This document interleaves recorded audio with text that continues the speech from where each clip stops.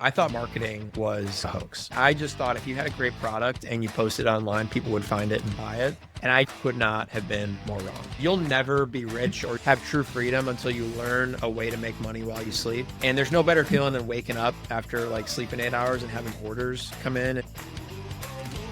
I feel like so many people try to come up with ideas for new businesses when in reality, there's better ways to do things that already exist. And holy smokes, golf gloves is such a perfect spot because as a golfer, twice a year, I go out and buy a new glove, beat a hole in it 6 months into it, and I'm out there getting another one. So it's repeat business, but they're so boring. There's no designs or anything. And for those of you viewing us on our YouTube channel, I'm holding up a couple samples that Randall sent me. Thank you, sir. One's American flag inspired and one is Lucky 3-leaf clovers on here. These are awesome. I can't wait to get out and start using them. But before I start going all fanboy on you, why don't we get you in here and tell us about your origin story? How did you get to where you are and what was the origination of Chipp Golf Company? So excited to share the story. I, like many of you, have listened to countless podcasts and YouTube channels to try and figure out, what is it that I actually want to do with my life? And something that I always centered it around is entrepreneurship, whether it's even in my day job or whatever. I love creating new things. And I have kept a laundry list of ideas in my phone. I'm in the shower, I'm thinking of something before bed, I'm thinking of something, I write it down. And most of them are complete trash. But eventually, with a couple good ones, I flush them out a little bit. And this is actually the first one that I feel like I've pushed across the start line, if you will, where I actually went out and got samples and all that sort of thing. So it all started actually during COVID. I'm a golf fan. I love playing the game. I love watching the game. And I knew early on that for me to have a business idea that I actually was going to do something with, it needed to be in an industry that I was somewhat passionate about. Passion will help you overcome like any difficulties that you have during the process. I knew that was going to be essential for me, not just something that would maybe make a lot of money, which certainly is the goal. But I think if you chase money first and not chasing a problem, you set yourself up for an issue there. So it all started during COVID. I love golf and I love sort of the style of wardrobe that golf is kind of graduating to now, where it's less country club, less fancy, and moving towards all these super fun designs and prints. And it's like the more casual golfer, the better out there. And I love all these new brands that have been popping up. And I love buying a good new shirt, new pair of shorts, hat every once in a while. And yet golf gloves, as you mentioned, were the one thing that had quite literally remained black and white. And so we said, there's got to be a way to add some color to these. So we did some research, and I say this company was actually co-founded by me and one of my college friends, Tyler, who him and I early on, we connected actually on entrepreneurship. We used to spend hours just like brainstorming in our dorm rooms together, like different business ideas. So I knew when I came up with this idea that he was going to be one of the first people that I talked to. And so we were saying, there's got to be a way to get color into these. And so we did some research, found some quote unquote competitors that were doing it. And one thing that I noticed is it was super low quality gloves, often synthetic leather, mesh, kind of the easiest way to get those design elements to it. And I love a good leather golf glove, something that feels really good, lasts a long time. And those two paths had just never crossed. So we said, you know what, let's just see if we can do this. Like at the time I was living in an apartment, golf as a game during COVID was booming. So I really had some extra time in my hands. I wanted to get some product in that I wouldn't take up a ton of storage, in my small apartment or whatever. So golf gloves seemed like a natural fit. Went on the old Google machine, found a manufacturer in Indonesia. We'd actually done a ton of, not a ton, but some market research where we went to PGA Superstore and said, hey, like, where are these gloves made? And Indonesia was like the overwhelming majority of them. So we started there. Found a manufacturer, did samples for a handful of months and said, hey, we want to start with some designs. We want to see if we can get these printed on the leather. Is that even possible? Like they do it in baseball gloves to a degree, football gloves, but they're slightly different. Is that even possible? And lo and behold, it was. After a few rounds of samples, we said, all right, this is good enough. Let's go in on it. And we put $10,000 down on our first order and have kind of iterated ever since. It's been a fun journey, but it all started with a passion for golf. And like I said, during COVID, the game was booming, wanted to be involved with it to some degree and always wanted to start a business or a product or something like that. And so that's where it all came to be. I want to give the listeners an idea of what we're looking at with your golf gloves here, and they're awesome designs because seems like the bulk of the design is on the thumb, right? For golfers, your thumb is kind of foremost in your grip there. And on your website, you have the Feeling Lucky, you got a Texas Hold'em with clubs and spades and kind of card theme. You've got Stars and Stripes, Tiger, the golf glove like Tiger Woods, or perhaps if you're a Bengals fan, perhaps like myself here in Cincinnati. You got the hide it. So it's like kind of like emojis on the thumb. Then you've got complementary colors on the palm and on the wrist strap there. So these are really, really cool, man. And You said you put in $10,000 on an order to like test it out. And I imagine there's probably order minimums here. But before we get to that, how did you find this manufacturer? Did you just like go to the Google machine and be like golf glove manufacturer Indonesia and find a phone number? So all I knew was that anyone that I've talked to is like, oh yeah, just go to Alibaba, find a manufacturer, request samples, go that route. And we started it there. And to be honest, it's all a lot of, Asian companies, which is fine, except that golf gloves are historically made in Indonesia. Like I could not find an Indonesian manufacturer. I knew that's what I was looking for because if you go to a PGA Superstore, I'm telling you, you will be hard pressed to find a glove that is not made in Indonesia. It's just one of the things that they specialize in, like a bread of leather.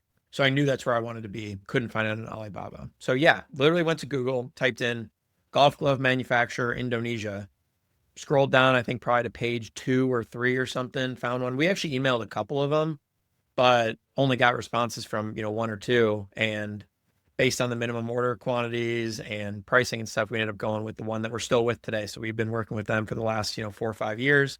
They've been a great partner for us. We've grown with them and they've grown with us. So it's been a good partnership. But yeah, Google was the initial way to find it. Wow. Okay. So you found the manufacturer. What was that process like? Was it, hey, we have these 2 or 3 ideas for a design. This is what we want. Or did you have to like find a designer who could get on Photoshop or InDesign or whatever and create kind of your mock-up? What was that process like? Yeah, so I am not a graphic designer by any means. I'm actually an engineer by trade. So like a lot of times the artistic stuff doesn't come naturally to me. But I kind of knew in general, having played sports my whole life, that there were different companies that did something similar in different sports. So baseball gloves, football gloves, they all have these different patterns on it. So I figured, there's got to be a way for me to get a picture from something online and say, hey, I want this, but I want it for golf. Is that possible? And the first 2 designs that we did were actually the Texas Hold'em, which is still today one of our best sellers, and the Feelin' Lucky, which is our Clover one. And the whole idea was not only to add color and flair, but also to make the gloves like a little bit more fun. And part of that is making the design catered to golf euphemisms, if you will, where it's like people love going out on the course and feeling like they can hit a hole in one, want to like try and be lucky, right? Or a lot of people gamble on the course. So the Texas Hold'em, like the gambling theme. A lot of the designs that we have now, like we've got a money bags one. We've got Tiger, as you mentioned, like alluding to Tiger Woods. We've got the hot hand that's got a flame on. So it's like all these different like sayings on the golf course. And we tried to impersonate that with some of the designs that we did. But we started with those 2 because they felt like the simplest ones to advertise that could have the most mass appeal. They varied in colors. And like you said, we focused with the designs being mostly on the thumb because we actually did do some product market research. We actually sent surveys to different Facebook groups just saying, hey, we're thinking about starting this business. Can you answer a few questions for us?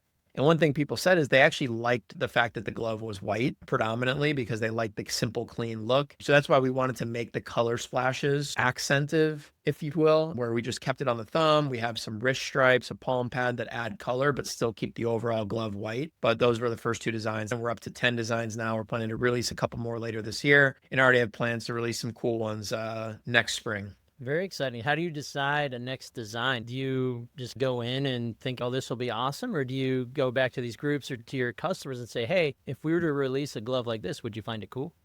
Sometimes we will ask people. A lot of times my friends will say, hey, I think it'd be cool if you did this or that. But a lot of the times it's just thinking of new ideas that would get people engaged, thinking about what other businesses are doing with shirts. And like I said, something that we could do for gloves. We want to keep in mind, we want to have different colors represented so that if there are favorite colors that people have, they can find a glove that suits their need. The whole company actually started with the idea that we were going to design. So we donate 10% of proceeds to various charitable causes. And a lot of the charitable causes are matched up with the design intentionally. So like the Tiger one is the Tiger Woods Foundation.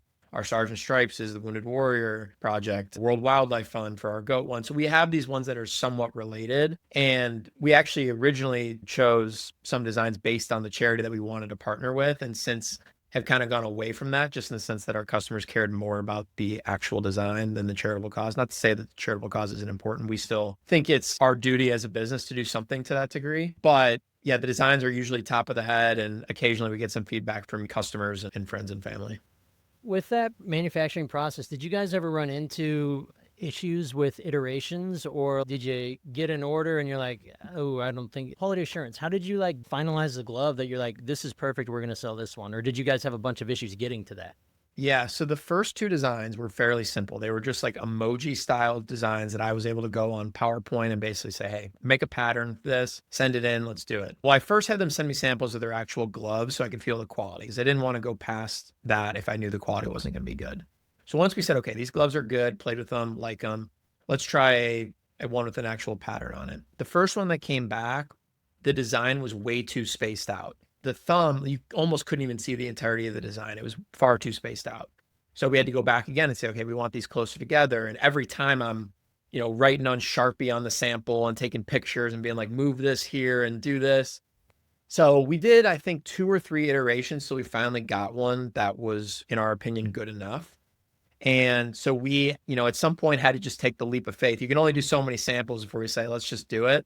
So we ripped the Band-Aid and the minimum order quantity was 1,000 per design. And we knew we had to at least get more than one design. So we were in for 2,000 gloves, plus shipping and import fees. It was a little over 10 grand, which, for 2 people, it wasn't a huge investment. And that was the nice thing about gloves too. You weren't having to put up 50, 60, 100 grand, whatever it is for some of these bigger products. But we were able to get those in. And then first thing we did was, well, prior to actually ordering, we did some sample testing where we took them out to the course, played with them, make sure they didn't wear down too quickly. And that's how we move forward with that. I do have one horror story though on the quality assurance side. We had ordered our Stars and Stripes design several times and we had gotten an order, our biggest order yet. It was for several thousand gloves.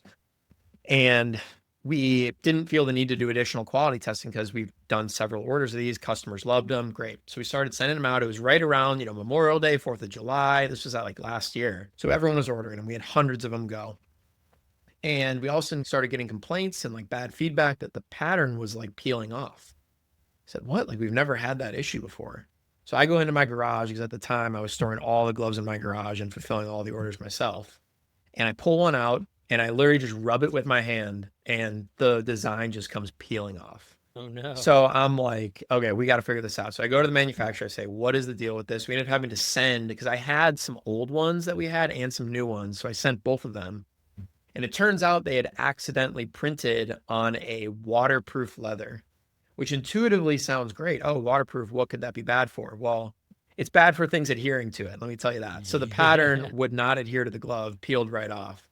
And so we had to go through a whole like recall process, refund people, kind of battle the negative reviews. Cause, early on, I mean, we still had only been around for a year or two. Those things can be pretty damaging. So we did the best we could to, fight the negative reviews, but it was a really good lesson for the quality assurance piece that you spoke to. And so now every order that we get prior to them shipping, we have the manufacturer send us some like pictures and videos of them doing some preliminary tests on it to make sure that the pattern adheres. Cause that's one of the complaints that we would get the most at the time. Wow. So the back of the house is underway. You got your manufacturer, you got good product in, you overcame the bump in the road of the poor quality on the manufacturing.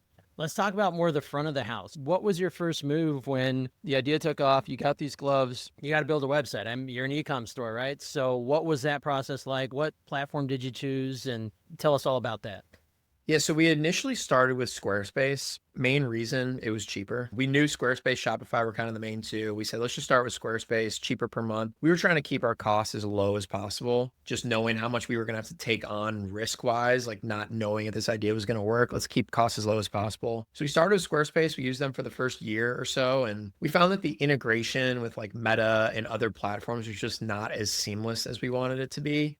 And so we ended up making the move to Shopify, which has been unbelievable. Like they are definitely the clear leader in the space. Couldn't speak higher of them. It is definitely more expensive, but well worth it. As far as like once we had the gloves in, I'll tell you what is funny is, like I said, I'm an engineer by trade.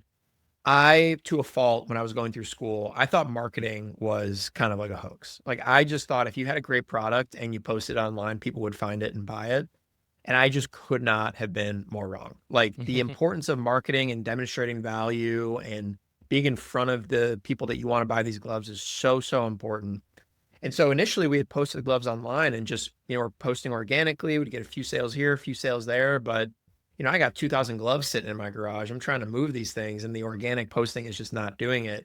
So we started to branch into social media advertising, which, was a huge learning curve in and of itself. I mean, we started just making, if you looked at them today, like some of the worst ads you've ever seen, but posted them and just kept iterating. And I think that's the most important thing is you're not going to know everything, But the sooner that you start and the cheaper that you fail and the sooner that you fail, the quicker that you can iterate.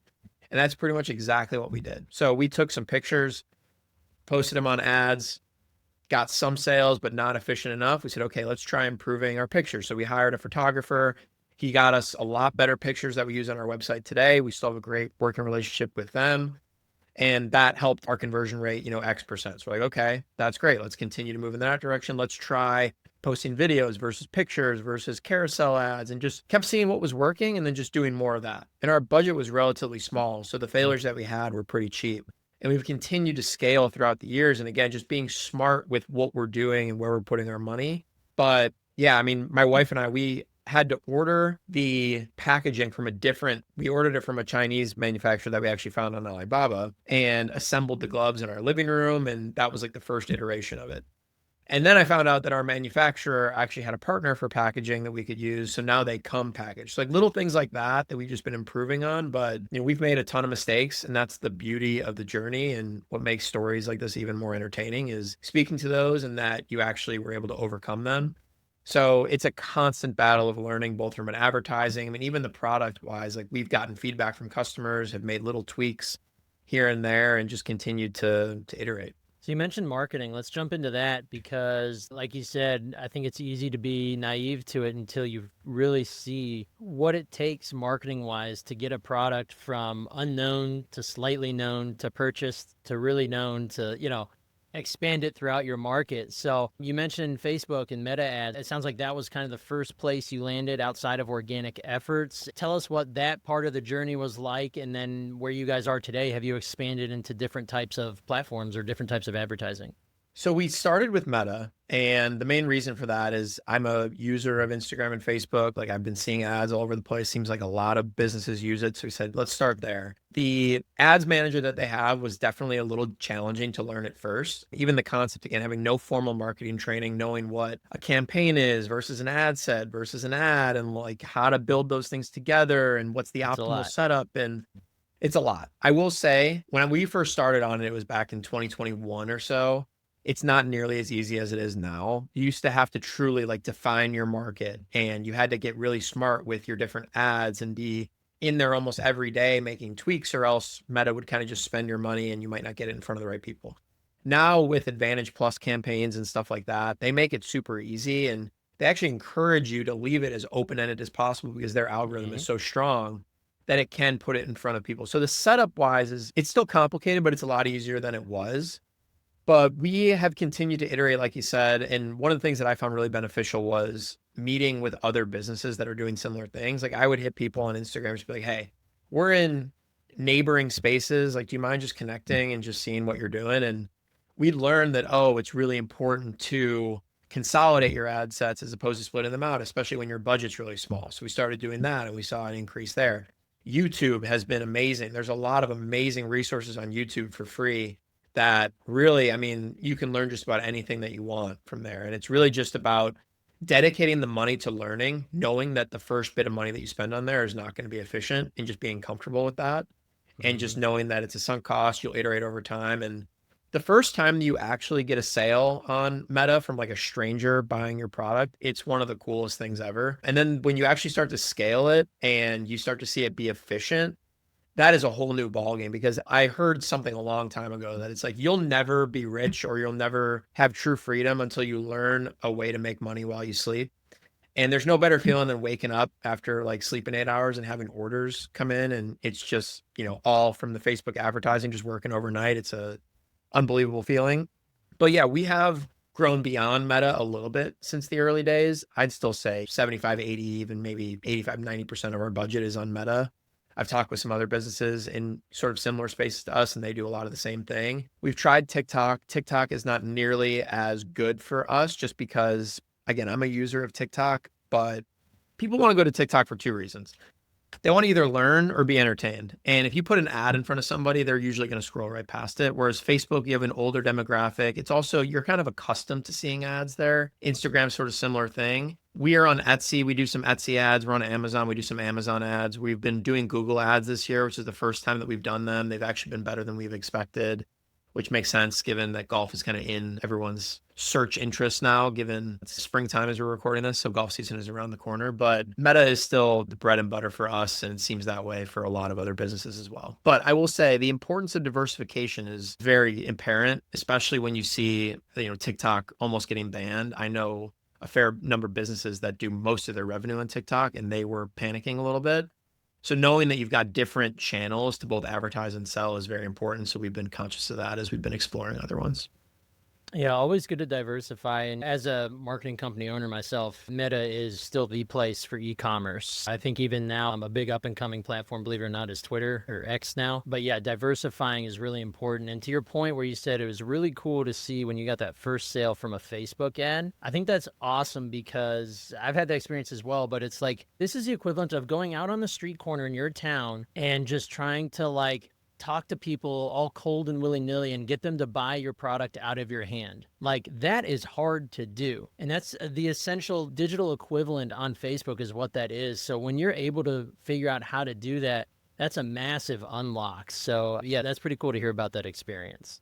Yeah, I will add to that it is hard to be hyper efficient on Meta. That's the only thing I will say. I think in the early days, if you were one of the early businesses on there, you could see return on ad spend of 10, 15, 20 if you're lucky. Now it's really hard to get out of the single digits. I mean, we sit at probably like a 3 pretty consistently, which is enough for us to be profitable. I think if we really dialed it in with creative and copy and all that stuff, we could get it to a 4 or 5, and that would be super good for us. But beyond that, it's very challenging. And if there is a niche like that, it usually will get filled pretty quickly because a lot of other people are combing for different niches that are seeing really good return on ad spend and just like populating it really quickly. So it's definitely different than it was. It's very competitive, but the cost of acquiring a customer on Facebook is so good. It will, however, continue to get more expensive over time, which is something that we're conscious of and focused on, building up the email list and remarketing and all of that. But it's still the best place, like you said. To give you kind of a good comparison, we did an in-person golf show a couple weeks ago. Cost us almost $1,000 for the booth and like the materials and all that stuff. And by the time we were done with it, the amount of gloves we sold, we looked at it and we were like, we basically just did the same thing that we would have done on Facebook, except I had to spend 8 hours a day at a golf show. So, I mean, it's pretty amazing what Facebook's gotten to. And the fact that they are basically a marketing company first and social media second really speaks to just the power of that behemoth they have. Absolutely. And you mentioned email, so I don't want to gloss over that because email is such a massive, probably outside of cold acquisition on platforms, it is the biggest part of digital sales, I think, for just about any e-commerce business. Tell us what's your strategy with email? How have you gone about doing that? Was email part of your gig from the get-go? So we have always known the importance of email, but I think of it through the lens of myself. I rarely, if ever, will open an email that feels like an ad. I kind of just see the headline and delete it.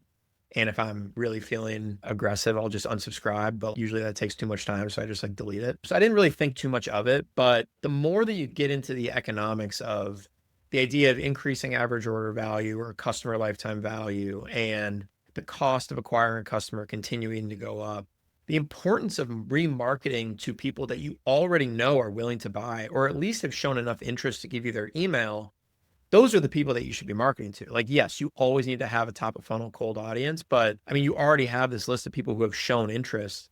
Focus on them. So we, for the first year or two, didn't really do anything with email. Then one year we tried like a holiday giveaway where we just collected an email from people and we got a ton of emails. We were able to remarket them later on and convert them. And it was a good experiment. And since then, we use Klaviyo for our emails, and we have pop-ups on our website now where if you go to our website, you'll see a pop-up for, a discount and if you enter your email. So we're trying to get more value out of the traffic that comes from Facebook ads, even if they don't buy. So if they don't buy, but we get their email, yeah, it's not the best outcome, but it's still a win because now we've got them in our other funnels.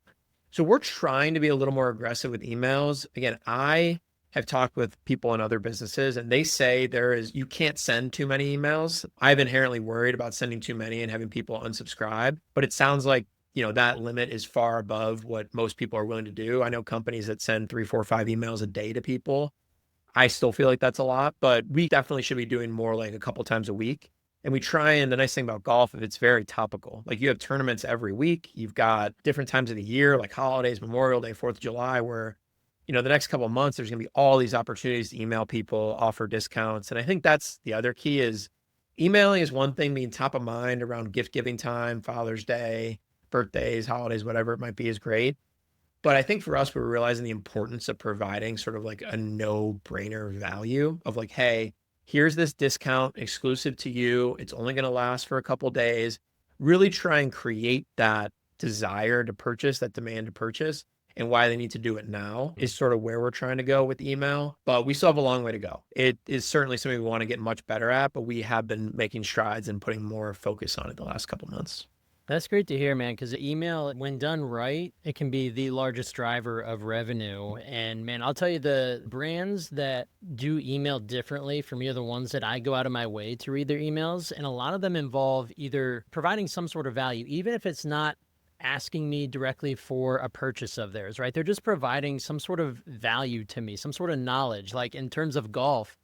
Being able to say like, the Masters was just this past weekend. Shout out to Rory McIlroy. You're welcome on the show anytime. But we, like an email that's instructing or just saying, hey, we know you're checking out the Masters this weekend. Did you know that Rory has like a different intertwined grip or something? And like giving a quick explanation. I know that's not true, but like some sort of tidbit that's educational to golfers. And I'm using you guys as an example, but there's a couple brands I follow that they provide this type of information value or they provide some sort of actual value. And it just so happens that I'm getting my information from a company that sells me stuff, but they're like making me smarter. And now I want to come to them to give them my business because, well, they just made me this smart. I'm going to buy my cookware for them, or I'm going to buy my golf gloves from them. These guys must know what they're talking about, right? So there's a lot of cool things to do with email. And you're right, man, it is a bear. It's an animal. And it's a never-ending game. So I don't mean to go on a marketing diatribe here, but there's so much that can be done there. Yeah, and you're hoping to be top of mind, like you said. I mean, you provide little tidbits of information and you keep in the top of their mind, and all of a sudden it's, oh, my golf glove has a hole in it. And hopefully we're the first people that they think of. And they're saying, oh, I remember seeing all these emails and they've seemed like really cool. Let's go see what they have. Because I think it's the same thing with ads, Instagram, TikTok videos. Like the more salesy you come off, I think the less people want to engage. If you're just there, giving away free value, talking shop, showing cool features of your product, but not convincing people to sell. It's like if a door-to-door salesman comes to your door, you're immediately shut down because it's just like, I don't want to be sold.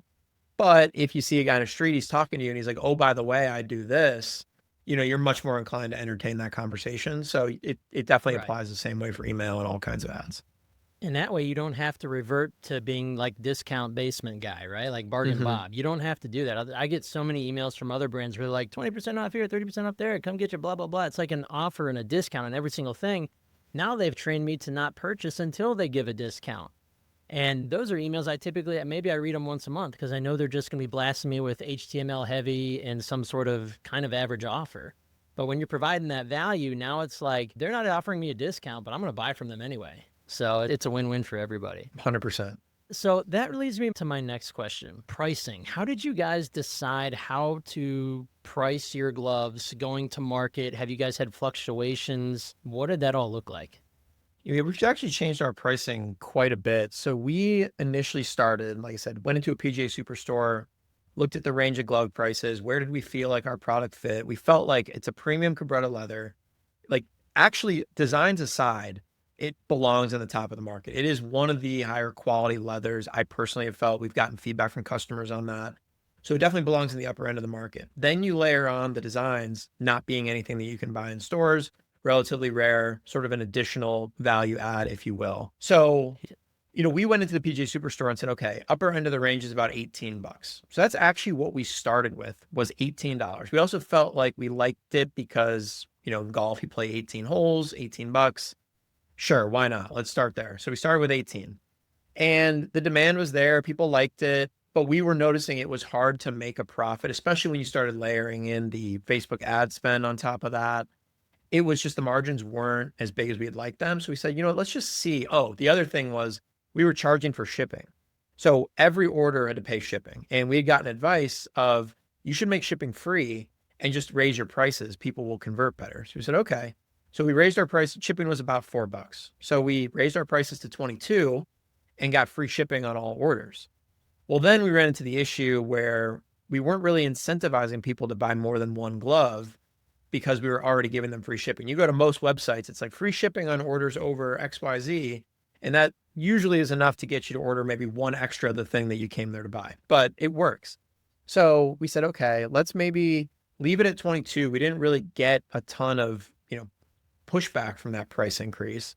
So let's leave it at 22 and charge for shipping if your order is under $40, basically saying you had to charge for two. And we've since kind of continued to evolve that process and have currently landed at $24. It comps below a lot of similar gloves in the e-commerce market. It definitely is priced towards the upper end of like what you could go in store. But again, we feel like the value add of the gloves with the designs and the quality is well worth it. And we're also able to do discounts on that every once in a while where it doesn't kill us. We're able to do bundling discounts, which is great. We're able to do, the buy two, get one, or buy two, get free shipping. So our current typical offer is if you buy two, you get free shipping. If you buy three, you get a free glove. So, and this pricing allows us to do that where it's an incentive to increase average order value. Because I learned that decreasing your acquisition cost is great if you can do it. It's really hard to do. It's much easier to increase your average order value and therefore increase your return on ad spend without decreasing your cost per acquisition. So a lot of our pricing strategy has been around that. And again, talking with other brands and see kind of what they do. And we actually at one point, just for fun, increased our prices to 28 just to see like, hey, could we move it up even more? And we did notice a downtick in conversion at that point. So, you had to test it at one point just to see, but we feel like our current pricing at 24 is sort of the sweet spot of you're not going to get everybody. Obviously, if we offered the gloves at $10, we would sell a lot more of them, but you'd be in the volume game at that point, and we're okay with the trade-off at the current price point that we have. And I can talk to the qualities. I've got one on. If anyone's watching us on our YouTube channel, I've got one of the samples on. And this is absolutely all, if not more, the quality than like the typical Callaways that I'll get at the golf store. And you even have the added palm patch on here I know when I blow holes in them, it's always down on the bottom of my palm here. First spot for everybody is that palm pad. Yeah. I mean, we genuinely want these gloves to last a long time. And when I was doing the sampling, I was unwilling to put a glove out there that I wouldn't wear myself. And I'm kind of a glove snob. Like I love a really good leather glove that feels good and lasts a long time. And that is what I believe we've designed with this. Is there a possibility of a subscription model with this? Or is it more so, as long as the customers like this glove, they're going to know to come back to us? Yeah, I'm smiling because my dream for starting a business in general was to create some sort of recurring revenue, right? And that's actually also what enticed me to gloves is that they're not going to last forever and people buy them knowing that, which is usually not the case. Like if you buy an iPhone and it breaks after 4 years, you're like, what the hell? Like, do I have to now go buy another one? Like that sucks. But with a glove, you kind of expect it. So there's a natural recurring model to it. I think the subscription is certainly something that we would consider doing in the future. We just need more designs to be able to do that, I think, effectively. And we've been bootstrapping the company. So we basically just, with profits, we'll roll it into more inventory and grow our designs and quantity as we can. So as I mentioned, we started with 2, we're up to 10. We're hoping to get to like 14 to 16 by like the middle of next year. I think once we get to that 15 to 20 range, I think it definitely opens it up for more of a subscription model. So it's on the radar for sure, but nothing that we've done yet. So you're selling online, you're selling D2C, direct to consumer. Do you guys sell anywhere else? Have you explored wholesale or at sporting goods stores, on shelves, at golf courses? Anything So like that? we're in a couple golf courses in the DFW area, which is where I'm based. So that was pretty much me calling them up, going in there, showing them, seeing if they'd be interested. We had to kind of make up our wholesale pricing on the fly, but for the most part, it's gone okay. I think what's challenging for a lot of them is the number of SKUs that we have, both with designs and sizes. They're having to maintain inventory, and that can be challenging for them. Plus, it's just not a huge moneymaker for them. Even if they sold a couple hundred gloves a year, they're only going to be making 500, 600, maybe $1,000. Like for them, it's just not really a needle mover. So it's hard to get them to really care about it, is what we've noticed. Now, I think if we wanted to really go into retail, which I believe is the ultimate path to growth for this business because the gloves are so visually appealing. And a lot of some people want to try them on before they buy them, just for sizing and feel and everything. I do think retail is the path. I think we'd have to go through some form of like distributor or, regional retailers or something like that to kind of get that scale.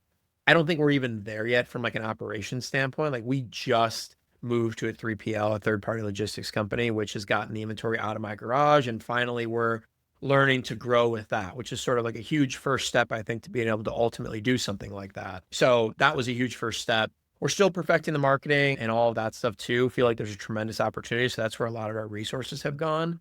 We've done some custom orders for like different companies, golf courses, brands, where they'll be like, hey, can you make us a custom glove? We're like, sure. So people will email back and forth. We'll do a visual mock-up for them for free. And then we'll do like a custom order. So we have had some of those, which is something, an area of the business we want to grow even more. But I think the area of opportunity that we just haven't really scratched the surface with yet is the D2C. And the next would be retail. I think if we wanted to get into like a PGA Superstore, a Dick's, Golf Galaxy, which we ultimately would love to, I think we'd have to really prove our model and ultimately do, hundreds of thousands, if not millions of dollars worth of sales before they'd even entertain it. So that's sort of why we're focused on the growth right now. But 100% retail is in the top of our minds and is something that we will almost certainly do in the future. So you mentioned 3PL. What was that part of the journey like, going from having inventory in your garage or in your house? And I guess help me explain to the listeners, what is 3PL and how that functions in your business and the difference it's made? Yeah, so when we started, I had all the inventory in my garage, and every night I would print the orders. And at the time, we were only doing 5, maybe 10 orders a day, and 10 was on that was on a good day. Like we were doing, single digit orders a day. So it really only took me maybe 30 minutes to go into my garage, pack the orders, ship them off, the whole thing. So it wasn't a huge deal. As we scaled and the orders got to be 15 a day, 20 a day, especially during peak periods like Thanksgiving and the holidays when, I travel and go on vacation too. And a lot of these orders, like you can't wait a week to ship them out. They got to go out when they're supposed to, especially when you're selling on Amazon and TikTok. Like they have pretty strict regulations for turnaround time. So we found that, I was taking a couple days off. I would have, a bunch of orders to go back and fill. It would take me a few hours. And it was just a grind. And so we knew that to unlock scale, we were going to have to find something more sustainable. My first job out of school was in operations in like a warehousing situation. And so I knew a little bit about warehousing in 3PL already. And so doing some research online, I had originally landed on like a ShipBob, for example, which is a company that matches you with a 3PL and all that stuff. They actually wouldn't take our brand on because we had too many SKUs. So every design that we have is 20 SKUs. We have 10 sizes, and then you've got to have the right hand and the left hand. So it's 20 SKUs per design. And at the time, we had like 6 designs, I think, which was over their limit of 100 SKUs per retailer. So they wouldn't even take us on. So I said, okay, well, I guess I got to find them on my own. So I ended up finding this other company that basically matches you to a 3PL. And so we ended up landing with one that's in Salt Lake City, which is actually a pretty popular spot for 3PLs because it's close to the coast, but it has some pretty favorable labor laws and prices. So like if you were to have a 3PL in California, the prices would be crazy for labor. And so most people don't. So they go, okay, let's go to Salt Lake City or, somewhere that's a little bit more inland from there. 3PL, for those that don't know, is just a warehouse that will ship and fulfill your orders for you. So they charge you basically a storage fee, they charge you a fulfillment fee, and then they'll usually upsell you on shipping a little bit. But ultimately, if you were to do this on your own, it's either you're spending the hours yourself or you're going to go rent space for a warehouse to store all your own inventory, which a lot of brands, as they achieve scale, they ultimately do. Like I think if we were to achieve scale, it's eventually going to be cheaper for us to bring it in-house. That is ultimately not the case now. So it's an additional cost item that we have to make sure that we're covering with our business model. But it's been a tremendous help in freeing up my time to work on other things like brand partnerships and new products and marketing strategies and stuff like that that can really unlock more growth for us as opposed to just grinding in my garage. And I live in Texas, so my garage got to be 100 plus degrees in the summer. And it was a grind for a while. And my wife is also equally as happy to have the inventory out of our garage as well. So it's a win-win on all accounts. Yeah, those third-party logistics, once you're able to bring them into your business, it just sounds like a no-brainer because I don't know what percentage of your day would be taken up with the fulfillment and the shipping aspect of it, but it had to be a major chunk that was taken off of your plate. Was there a learning curve when going into third-party logistics, or was there issues uncovered like, hey, you're doing it this way, but we want it done this way? Or are they like super buttoned up where it's like, this is our process, this is what goes in the container, this is how it gets shipped, this is how it goes? They're pretty good. I'd say the main things that when we were shipping on our own, we would put mailers on the inside that just said a little bit about our company, thanking customers for ordering. I'd sign all of them personally, so it really felt like a personalized experience. We had custom packaging as well. When we moved to a 3PL, all that stuff is additional costs. So we ultimately have decided to go away from some of like the inserts and like custom packaging just to keep the cost down for now. I think it's something that we'll eventually revisit. But for the most part, they've been fairly accurate. Something that we didn't have to do before was label all of our products with the actual barcode. So when you sell on Amazon, if you sell on your Shopify site, you do not need to have like a UPC, a universal product code, or anything like that. You can just sell it with a unique SKU and call it a day. When you sell on Amazon, you do need that. So that was sort of our soiree into that. But now that we're a 3PL, every product has to have those. So that's been a little bit of a change for us because we now have to have our manufacturer label the gloves before they get shipped. That helps our 3PL receive them in and ultimately ensure order accuracy. We do have a little bit of a change in terms of like how we handle returns. So we used to handle returns. I would take them all. Now when we handle a return, it's like we pay them to receive it. We pay them to put it away. We then have to pay them to pick the return order and the return shipping.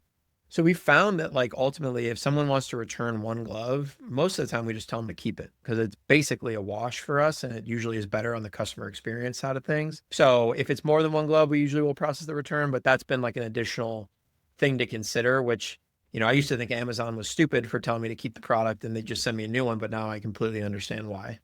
Yeah, I think that's a great point. And also, you can look at that as a marketing tactic where, you know what, it was the wrong size, guy, keep it. And why don't you give it to your friend or your golfing buddies, let them try it out. Maybe they've got a bigger or smaller hand than you and they can try it out and plant that seed and turn it into a marketing opportunity as opposed to an internal cost on returns or looking at it as a total loss. For So I sure. I like mean, that even idea. if we were to process the return, like maybe we save ourselves a couple bucks, right? And the incremental cost from like getting a new product shipped to us from overseas. But you think about the customer experience too, like for them to pack it up, drop it off, wait another week or two to Right. get the new one. It's like, we'll just send you another one. We don't, we'd rather get the positive review and just go from there. Right, exactly. Definitely worth more. All right, well, we're bumping up against time, man. Before we wrap up, I want to know what you guys have in store for Chip Golf. Are there different products? What does the future look like for Chip Golf? Yeah, so the first thing that we want to do is continue to add to our range of collection in terms of glove design. So we've got some really cool designs slated for the rest of this year. I have some really amazing designs I'm excited for next spring around Masters time. Wink, wink. There's going to be a really cool glove coming out. So excited about that. And then I think it's like we talked about earlier, how to increase average order value, ultimately having more types of products that people can buy. We're somewhat conscious of not wanting to just blend in with other golf brands and just start selling shirts and hats and like all this random stuff that doesn't really separate us. Like we really think our niche is the glove market. And I think if we continue to focus on that, it will serve us well. So we've already added like a glove dryer tool, which is something that you can put your glove on, hang it on your bag and helps your glove keep its shape, helps it last longer, dries it out. Everyone's pulled out their crinkly, crusty glove and Oh, yeah. they're not very fun. So this tool, it's pretty cheap, but it helps your gloves last like twice, if not longer, twice as long. So, little things like that. We want to add some other accessories to sort of the golf game. Like I think there's a lot of opportunities for different bag accessories, club accessories, hat accessories, things like that that are more niche down than just like your typical articles of apparel. So we want to kind of continue to explore those and see if we can, again, increase the average order value that way, but while maintaining sort of our niche approach. And then, like I said, I think if we were to just do gloves, the market is enormous. Like, I don't think we have to do more than gloves, but I think the creativity in how we sell gloves, whether it's selling 4-packs, like built for you 4-packs, like you can design your own custom 4-pack, but if we offered a better discount if you bought, a 4-pack or maybe we come up with a summer themed 4-pack where it's like our hot dog glove, our stars and stripes glove, whatever other gloves that we want that really make it a little bit easier shopping experience for the customer. So we're continuing to just evolve that, but ultimately it's just about continuing to add designs. And that's the fun part of it. Like I love coming up with a new design that we get feedback from people and they're like, wow, that thing is awesome. And so my dream still one day is to be playing on the course one time and see someone wearing our gloves. So that hasn't happened yet. So got to keep moving gloves until that happens.